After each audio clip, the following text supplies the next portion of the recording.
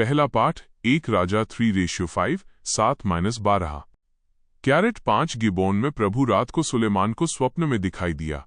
ईश्वर ने कहा, बताओ मैं तुम्हें क्या दे दूं?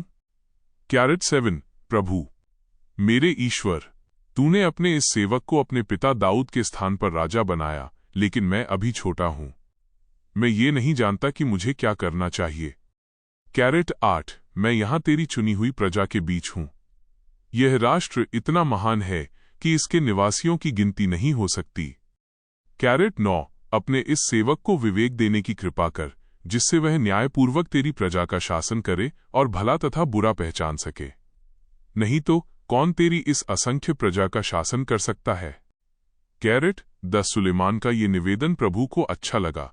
कैरेट 11 प्रभु ने उससे कहा, तुमने अपने लिए न तो लंबी आयु मांगी, न धन संपत्ति और न अपने शत्रुओं का विनाश।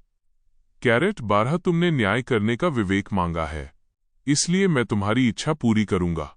मैं तुमको ऐसी बुद्धि और ऐसा विवेक प्रदान करता हूं कि तुम्हारे समान न तो पहले कभी कोई था और न बाद में कभी कोई होगा। दूसरा पाठ रोमियो 8:28 कैरेट 28 हम जानते हैं कि जो लोग ईश्वर को प्यार करते हैं और उसके विधान के अनुसार बुलाए गए हैं, ईश्वर उनके कल्याण के लिए सभी बातों में उनकी सहायता करता है। कैरेट 29 क्योंकि ईश्वर ने निश्चित किया कि जिन्हें उसने पहले से अपना समझा वे उसके पुत्र के प्रतिरूप बनाए जाएंगे, जिससे उसका पुत्र इस प्रकार बहुत से भाइयों का पहलौठा हो। कैरेट 30 उसने जिन्हें पहले से निश्चित किया उन्हें बुलाया भी है, जिन्हें बुलाया उन्हें पाप से मुक्त भी किया है, और जिन्हें पाप से मुक्त भी किया है और जिन्हें पाप से मुक्त किया उन्हें महिमान्वित भी किया है। सुसमाचार मत्ती दोपहर के 1:44 -52।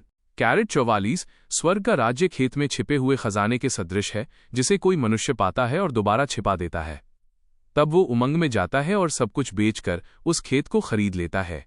कैरेट 45 फिर स्वर्ग का राज्य उत्तम मोती खोजने वाले व्यापारी के सदृश है। कैरेट 46 एक बहुमूल्य मोती मिल जाने पर वो जाता और अपना सब कुछ बेचकर उस मोती को मोल ले लेता है। कैरेट 47 फिर स्वर्ग का राज्य समुद्र में डाले हुए जाल के सदृश है, जो हर तरह की मछलियां बटोर लाता है। कैरेट 48 जाल के भर जाने पर मछुए उसे किनारे खींच लेते हैं।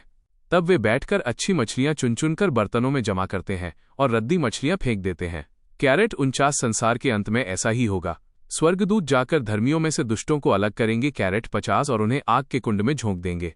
वहां वे लोग रोएंगे और दांत पीसते रहेंगे। कैरेट 51 क्या तुम लोग ये सब बातें समझ गए? शिष्यों ने उत्तर दिया, जी हाँ। कैरेट 52 ईसा ने उनसे कहा, प्रत्येक शास्त्री जो स्वर्ग के राज्य के विषय में शिक्षा पा चुका है उस गृहस्थ के सदृश है जो अपने खजाने से नई और पुरानी चीजें निकालता है। अनुवाक्य, हे प्रभु, तेरी संहिता मुझे कितनी प्रिय है। स्तोत्र 118 57 72 76 -77 127 -130। जय घोष, अल्लेलुया अल्लेलुया अल्लेलुया। प्रभु कहते हैं, मैंने तुम्हें मित्र कहा है, क्योंकि मैंने अपने पिता से जो कुछ सुना है वो सब तुम्हें बता दिया है। अल्लेलुया। यूहन्ना 15-15। चिंतन, हमारे जीवन का मकसद ही है सुख की प्राप्ति। कोई भी तकलीफें पसंद नहीं करता। बहुधा सुख की प्राप्ति में उपयोग किए गए संसाधन हमारे लिए दुख का कारण बनते हैं। धन की प्राप्ति हमारे सुख की प्राप्ति में संसाधन का कार्य करते हैं, परंतु लालच, धोखाधड़ी इसके माध्यम हमें शांति से रहने नहीं देते। इस तरह सुख की प्राप्ति में विवेक की अति आवश्यकता है, जो हमें सच्चे अच्छे राहों का चुनाव करने में हमारी मदद करता है। आज के पाठ प्रज्ञा और विवेक पर आधारित है। राजा सोलोमन ने एक ऐसे हृदय की कामना की थी जो अच्छे और बुरे में विचार कर सके। सुसमाचार में मछलियों से भरे जाल की भी यही व्यथा है, जहां व्यक्ति अच्छी मछलियों को अलग करता है तथा खराब मछलियों को फेंक देता है। जब हम अच्छी चीजों का चुनाव करने के काबिल बनते हैं, हमें स्वतः ही खुशियां आनंद प्राप्त होती है। यद्यपि सोलोमन ने विवेक की कामना की और उसी के अनुसार अपने राज का संचालन भी किया, पर जब व्यक्तिगत जीवन की बात आई वो स्वयं अपने लिए बुराई और अच्छाई में मतभेद नहीं कर सका।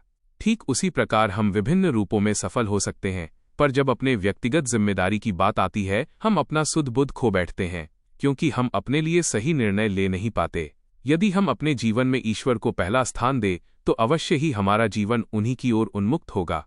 जिस प्रकार गड़े धन को पाकर व्यक्ति यथासंभव उसे पाने की कोशिश करता है, हम भी अनंत शांति की तलाश कर सकते हैं। और जब हम ईश्वर की इच्छा के अनुरूप कार्य करते हैं, हमारे जीवन में खुशियां अवश्य ही प्राप्त होती है। अतः आज हम विवेक की आशा करें जिसके द्वारा हम अच्छे और बुराई का मर्म समझकर अच्छाई का चुनाव कर सकें।